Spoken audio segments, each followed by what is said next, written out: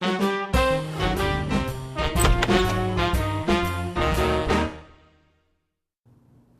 여러분 안녕하세요. 자, 에듀윌에서 경제학을 담당하고 있는 장성구라고 합니다. 자, 제가 이 자리에 서게 된 이유는요. 얼마 전에 2018년도 지방직 7급 경제학 시험이 치러졌잖아요. 그 시험에 대한 기본 강의에 대한 설명은 제가 기출해설 칠판 강의로 올려놨고요. 이 시간에는 제 강의를 선택하시려고 하는 그 고민하시는 분들을 위해서 그 기출문제에 대한 적중 포인트 그리고 어디서 적중을 했는지 그 증거를 좀 이렇게 보여드리려고 합니다. 그래야지 이제 여러분들이 믿고 따라오실 수 있지 않을까 하는 생각에서 이 시간을 마련했습니다. 자, 국가직 시험은요 100% 다 적중했다라고 할 수 있는데 이 지방직 같은 경우에는 사실 뒤에서 말씀드리겠지만 경매 파트 부분을 사실 좀 예상 못했습니다. 물론 그쪽이 이따 말씀드리겠지만은 요즘 화두가 되는 거긴 하지만은 그렇게까지 나올 줄은 아마 다른 선생님도 예상을 못했을 거예요. 근데 앞으로 그런 것들도 우리의 출제 포인트 범위 안에 들어가 있으니까 잘 준비를 해야지 고득점을 할 수 있지 않을까 생각됩니다. 자, 1번부터 보겠습니다. 자, 1번은 통화량을 증가시키는 요인들만 모두 고른 것은 이렇게 나와 있습니다. 근데 전제 조건이 뭐냐면 본원 통화량이 불변이라는 거에 포커스를 가지셔야 됩니다. 자, 여기 보시면은요. 우리 교재 거시경제학 172페이지에 나와 있는데 자, 통화량의 변동과 관련해서 세 가지 방법의 금융정책이 있죠. 하나는 법정 지급준 비율을 조정하는 게 있고요. 아니면 통환증권이라든가 채권을 통해 가지고 공개시작 조장 정책이 있고, 그 다음에 이제 중앙은행의 이제 정부라든가 뭐 은행 기업들이 은행들이 차입을 하는 방법이 있습니다. 자, 여기서 법정 지급준 비율, 공개시장 조작 정책, 재할인율 정책 이렇게 세 가지 방법. 언제 통화량이 증가할까요? 법정 지급준 비율을 인하하고 재할인율 인하하고 그리고 국공채를 매입해야 통화량이 증가합니다.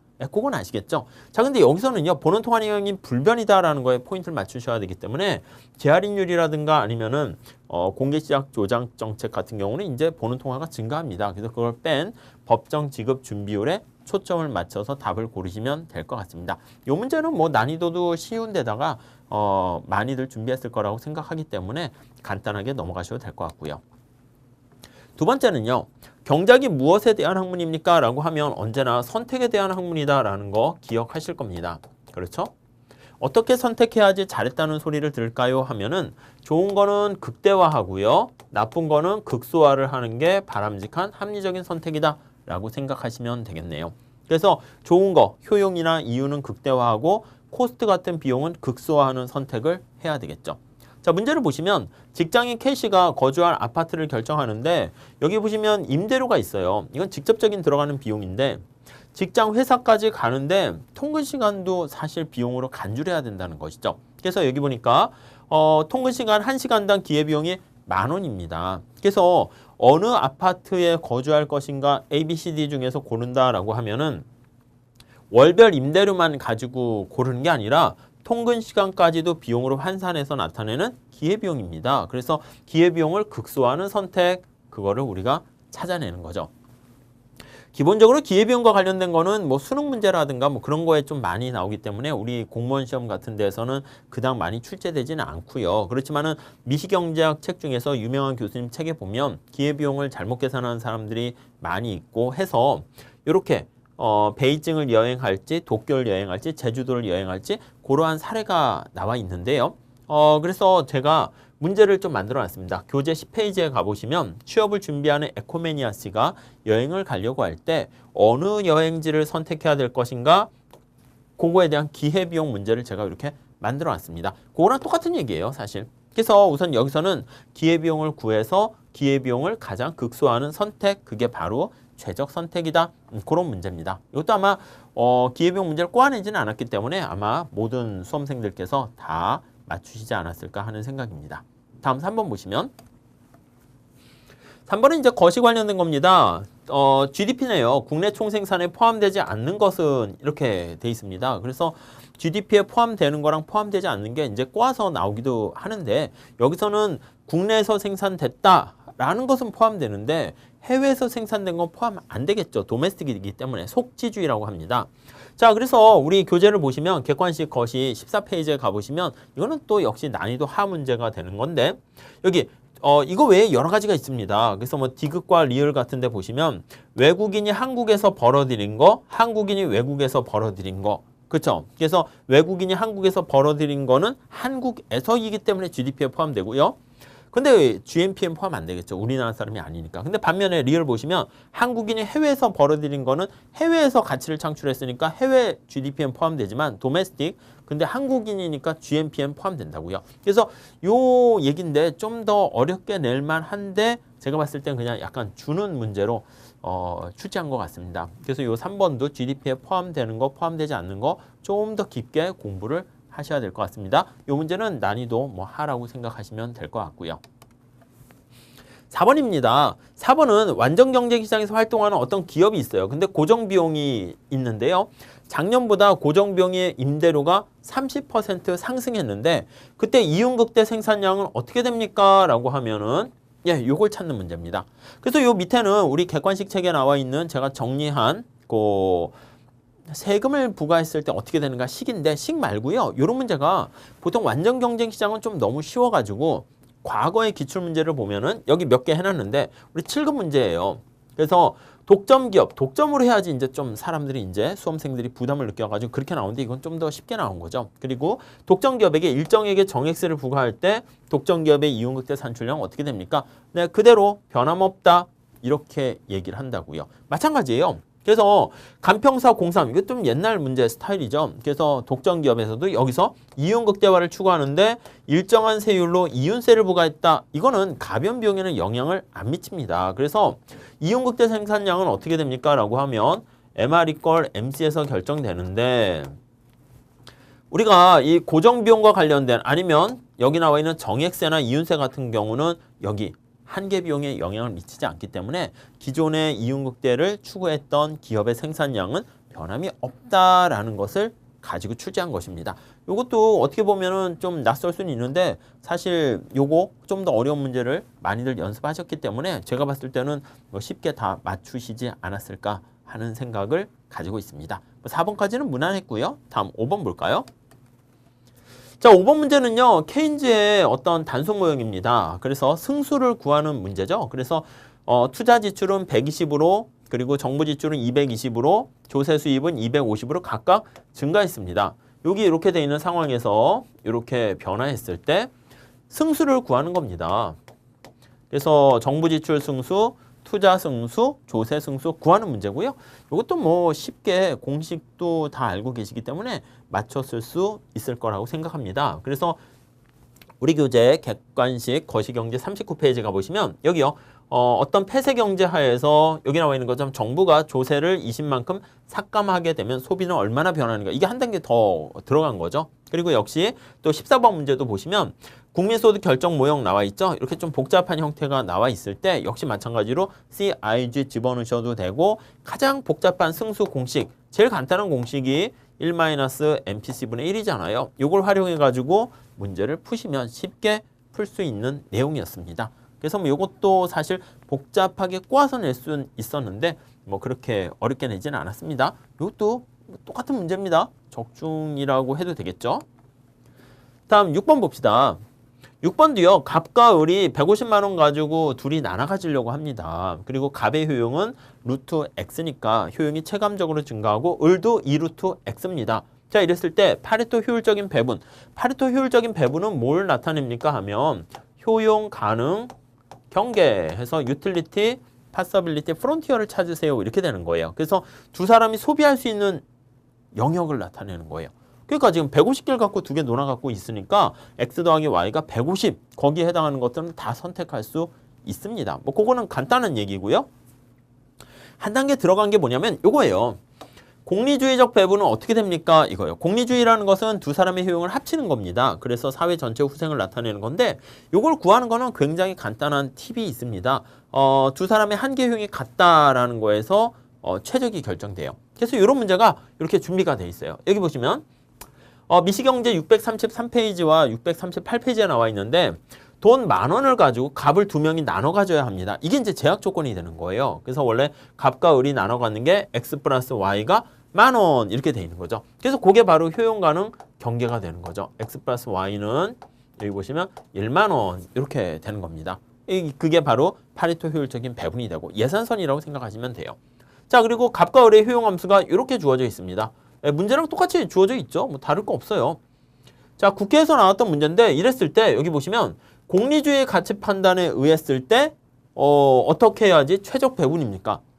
그래서 우리 시험 문제가 그 공무원 국가직과 지방직을 봤을 때 20문제밖에 안 되기 때문에 10년치 해봤자 문제가 많이 축적돼 있지는 않습니다. 그리고 이제 문제가 20문제밖에 안 되니까 나오는 부분에서만 몇 개 이렇게 나오게 된다고요. 그래서 만약에 여러분들이 경작을 좀 제대로 하시려고 하면 한 간평사 정도까지는 좀 하셔야 되고요.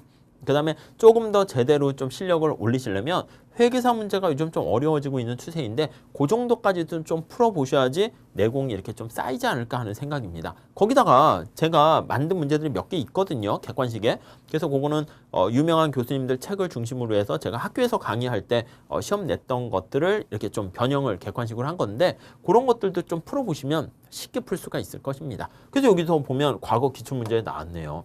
여기도 볼게요. 요건 이제 제가 만든 건데요. 시장에는 X제가 100개 존재합니다. 그랬을 때 경제 내에는 2명의 개인들이 A와 B가 있습니다. 효용함수 이렇게 있죠. 이 루트를 2분의 1로 그냥 제가 좀 바꿨어요. 아시겠죠? 똑같죠? 그래서 여기 보시면 공리주의 사회후생함수를 지녔을 때 어떻게 되니? 이거 기출 적중한 거잖아요. 근데 이제 여기서 한 단계 더 나가서 저는 롤즈 이런 것까지도 이제 조금 더 물어봤거든요. 그러니까 다음에는 공리주의 물어봤으니까 역시 롤즈도 물어볼 수 있다고요. 그래서 미리 제가 선제적으로 문제를 마련해 놨기 때문에 만약에 고득점, 여러분 경제학을 잘 못하면 합격하기가 쉽지 않다는 거 알고 계시잖아요. 그래서 고득점을 하기 위해서는 이런 문제까지는 좀 힘들더라도 좀 수업 들으시면서 따라오셔야지 이런 문제 보면 아 그거 이렇게 해서 쉽게 풀 수가 있을 겁니다. 이 난이도가 좀 아마 어려울 수 있는데 사실 제 수업을 들으신 분들은 뭐 쉽게 풀 수 있었을 거라고 확신하고 있고요. 7번 봅시다. 7번은 리카르도 등가정리인데 정부가 부채를 통해서 재원을 조달을 한다고 했습니다.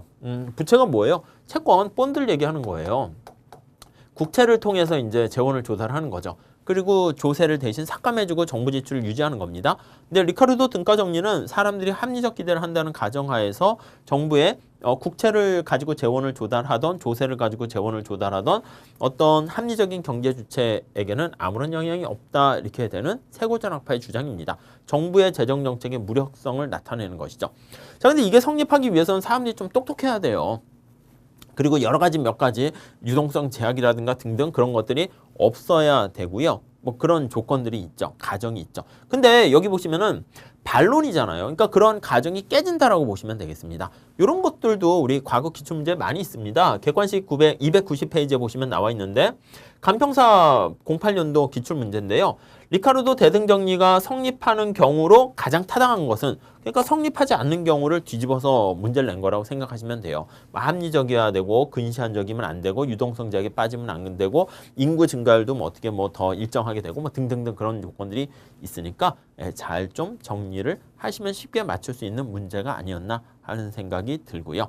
적중한 거예요. 네, 다음 8번 보실까요? 자, 8번은요. 단기적으로 100개의 기업이 존재하는 완전 경쟁 시장이 있대요. 여기 총 비용인 토탈 코스트 비용 함수가 나와 있고요. 이때 공급 곡선 구하세요. 이렇게 된다고요. 시장 공급 곡선. 개별 기업의 공급 곡선은 뭐예요? MC가 되죠, MC. 이거를요, 서메이션 해야 된다라는 게 바로 시장 전체 공급 곡선이다라고 생각하시면 되겠습니다. 이것도 뭐 간단한 얘기죠. 그리고 논의를 단순화시키려고 생산 요소의 가격도 불변이고 블러블러 조건을 달고 있습니다. 어떻게 풀어야 되죠? MC 구하시면 돼. 여기 볼게요.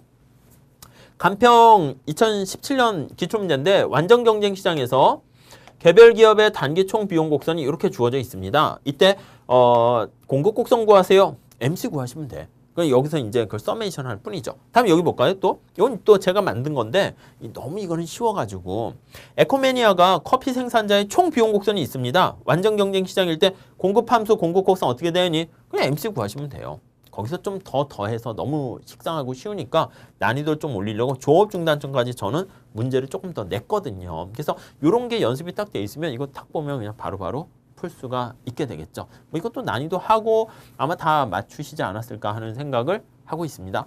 적중이죠. 네, 다음 9번 볼까요? 자, 9번은요. 이 기간에 걸친 인터템포럴 어떤 선택의 모형입니다. 현재 소비할까 미래 소비할까 관련된 문제가 되겠고요. 실질 이자율이 R이고 효용 극대화하는 사람을 나타냅니다. 자, 그런데 이런 상황이고 무찰복선은 원점에 대해서 볼록한 상황이죠. 이때 이걸 얘기하는 거예요. 이자율이 어떻게 돼요? 이자율이 마이너스 1 플러스 R이 바로 요거 현재 소비의 가격이다라고 생각하시면 되겠죠. 그래서 만약에 이자율이 하락한다라고 하면 여기 나와 있는 것처럼 이렇게 예산선이 안쪽으로 이동합니다. 요거와 관련된 선택이고요. 그 다음에 유동성 제약이 빠지면 돈을 빌리고 싶어도 빌리지 못하는 거잖아요. 뭐 해설에 제가 자세하게 말씀을 드렸고 우리 책에 잘 나와 있는데 여기 보시면은 굉장히 많아요. 그리고 여기서 난이도가 좀 올라가려면 우리 지난번에도 아마 작년에 그 국가직에선가 지방직에서도 이 기간 모형을 가지고 했는데 로그를 하는 것까지 나왔어요. 그러니까 원래 계산 문제로 출제되는 파트거든요. 그래서 이렇게 예산 제약식이 있고 효용 함수가 이렇게 주어졌을 때 그랬을 때 어떤 균형점이라든가 특히 유동성 제약이 발생할 때 그리고 이자율이 변화할 때 선택점이 어떻게 바뀌는가 그거 찾는 건데 이것도 가장 스탠다드한 유명한 문제들이기 때문에 많이 확인할 수가 있을 겁니다. 우리 교재 여기 보시면은 시점 간 자원 배분 모형 해가지고 비슷한 문제끼리 모아놨거든요. 그걸 잘 풀어보시면 될 것 같습니다. 뭐 이것도 뭐 가볍게 풀 수 있는 문제였고요. 자, 그 다음에 테일러 준칙이라는 게 이제 자주 나옵니다. 그래서 모든 시험에서. 그래서 여기 보시면 테일러 준칙과 관련된 이런 설명도 다 필요 없죠. 이거는 사실 우리가 알고 있는 겁니다. 그래서 이걸 보시고 그냥 바로 여기서 골라내시면 되는 거예요. 네, 그래서 우리 보시면 교재 171페이지에 보시면 나와 있는데 이렇게 테일러 준칙을 했고요. 벌써 간평사 시험이나 다른 시험에서는 벌써 많이 출제가 된 바가 있습니다. 그래서 여기 나와 있는 거 있죠. 목표 인플레이션이 어떻게 되고 인플레이션율이 목표치와 같고 이렇게 할 때는 얼마 인상해야 된다. 이런 얘기들 많이 있으니까 이 식을 잘 보고 그냥 해석하시면 돼요. 저기에서는 0.5 대신 그냥 알파를 넣은 거고요. 여기도 마이너스 0.5 대신 플러스 베타를 넣은 것이고요. 그렇게 변형한 거니까 읽고 해석하시면 되는 것이고 뭐 난이도가 뭐 3개까지 갈 건 아니고 근데 굉장히 이것도 스탠포드 대학의 테일러라는 교수님이 얘기한 준칙인데 이게 거시에서는 많이 중요해지고 있으니까 좀 잘 좀 체크해 보실 필요가 있을 것 같습니다. 이것도 뭐 크게 어렵지는 않았을 거예요. 네, 다음. 자, 11번 보시면은요.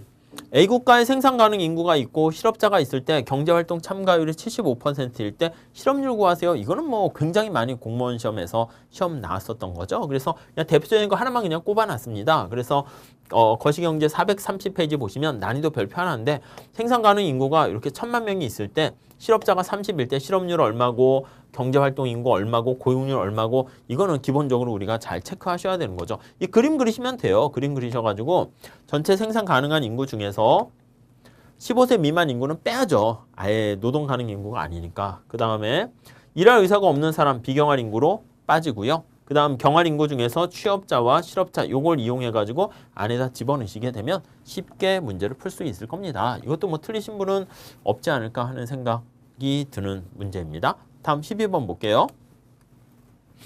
자, 12번도 유명한 말이죠. 유명한 문제입니다. 소규모니까 요거는 프라이스 테이커에서 국제시장에서의 어떤 세계시장에서의 가격을 결정할 수 없는 그런 상황이고요.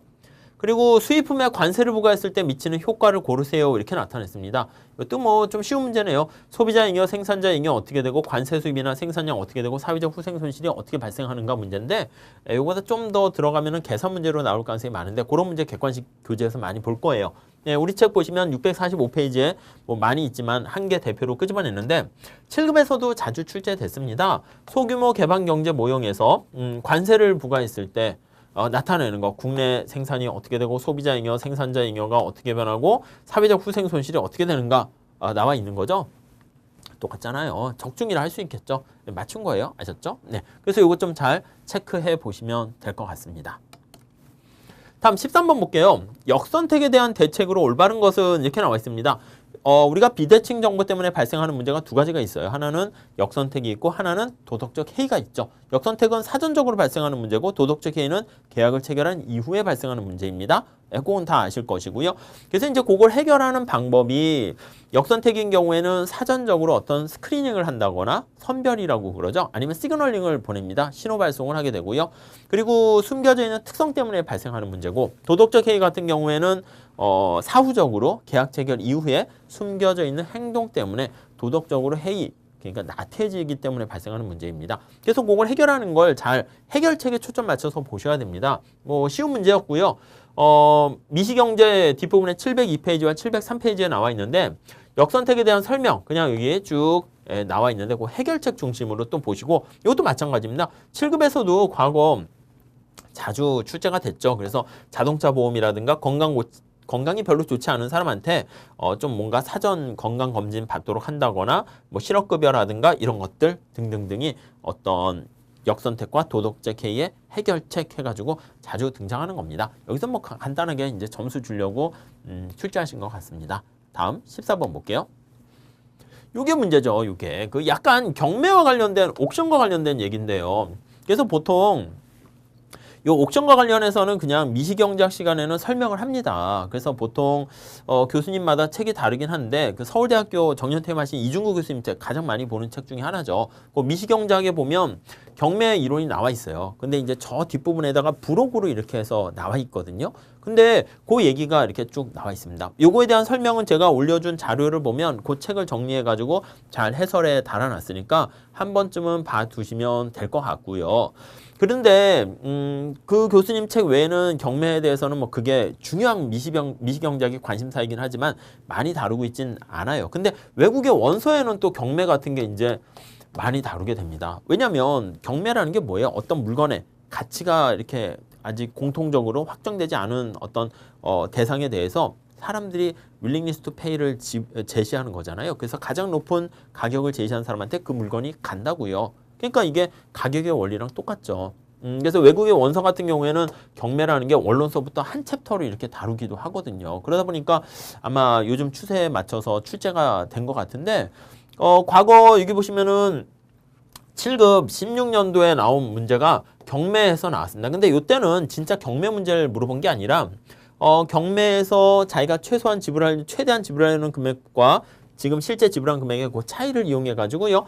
이렇게 얼마까지 너는 지불할 생각이 있냐 그걸 통해 가지고 소비자 잉여를 계산하는 건데 그 문제가 출제된 바가 있어요. 그래서 저는 해설을 달 때 이거는 말이 경매지 경매 문제는 아니고 소비자 잉여 문제다 이렇게 달아놓긴 했고요.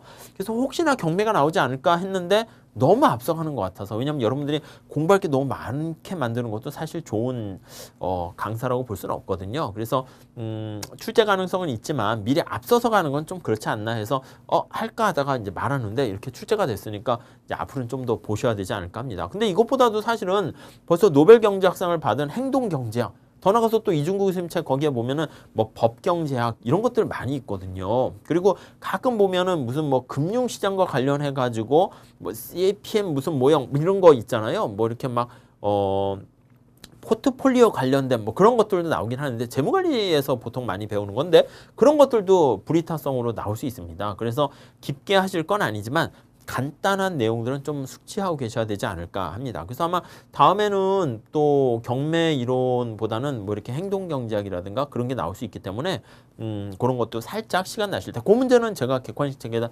실어놨어요.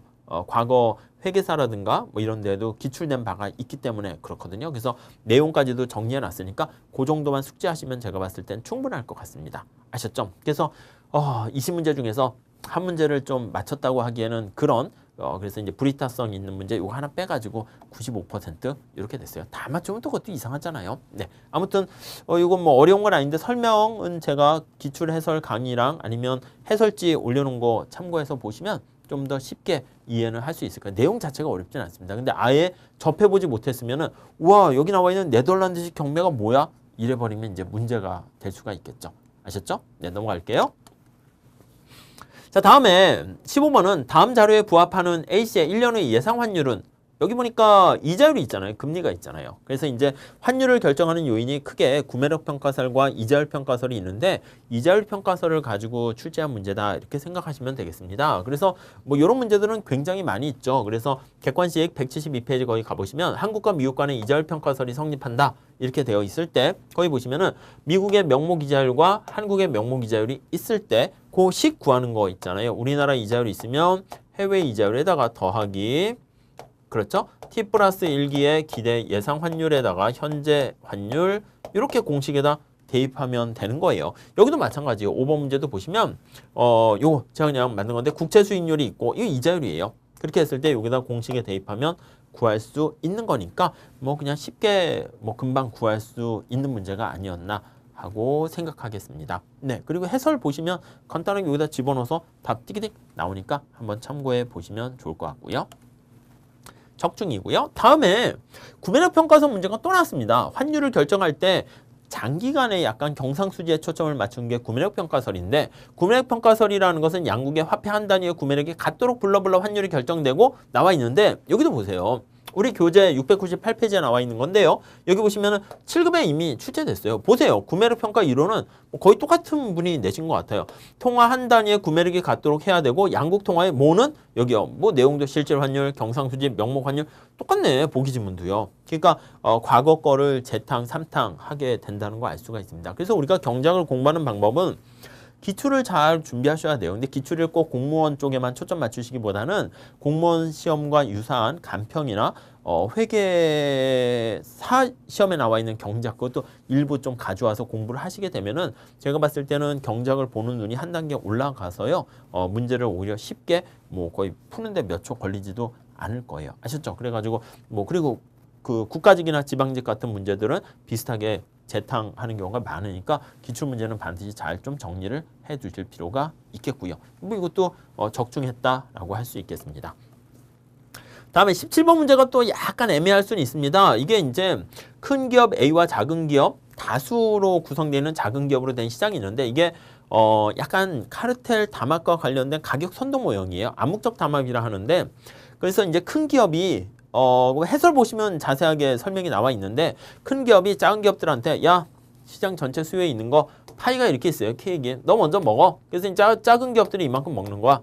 그 나머지를 갖고 이제 큰 기업이 독점과 같이 이제 나머지 수요 작은 기업들이 먹고 난 나머지를 우리가 잔여 수요라고 볼 수 있어요. 레지듀얼이라고 볼 수 있습니다. 그래서 잔여 수요 함수를 먼저 구해라. 그래서 잔여 수요 함수를 구한 다음에 거기서 MR과 MC가 같아지는 거에서 가격하고 균형 산출량을 결정한다. 그 얘기입니다. 그래서 요거는 한 번도 모든 경제학 시험 문제에 나온 적은 없어요. 그래서 우리 객관식도 우선은 약간 또 올드한 모형이고 그러다 보니까 객관식에서도 다른 기출 문제가 없기 때문에 하진 않았는데 제가 요즘 하는 게 뭐 단가로 개설하는 강의가 계산 문제 특강과 그래프 특강이라는 걸 마련하고 있거든요. 그래서 계산 문제 특강은 계산 문제만 모아놓은 거고요. 좀 난이도 있는 거랑 그리고 앞에 계산은 굉장히 간단한 계산 연습인데 그거는 제가 여러분들이 해설만 봐도 이해가 될 수 있을 것 같아서 따로 그건 특강을 하진 않아요. 그래서 파트가 3개로 구성되어 있는데 파트 1은 간단 계산 그거는 해설 보시면서 ISLM 도출하세요 이런 거예요. 그러니까 그건 스스로 셀프로 하실 수 있을 것 같고 가운데 파트 2가 그래프 특강입니다. 그건 따로 해요. 그래서 이거는 그래프 특강에 나와 있는 내용들이에요. 기초적인 거예요. 그 기초적인 거. 경제학이 어렵다 할 때 우리가 뭐 미적분을 못해서 이건 뻥이고요. 다 사칙 연산밖에 안 해요. 근데 식을 못 세요. 식을.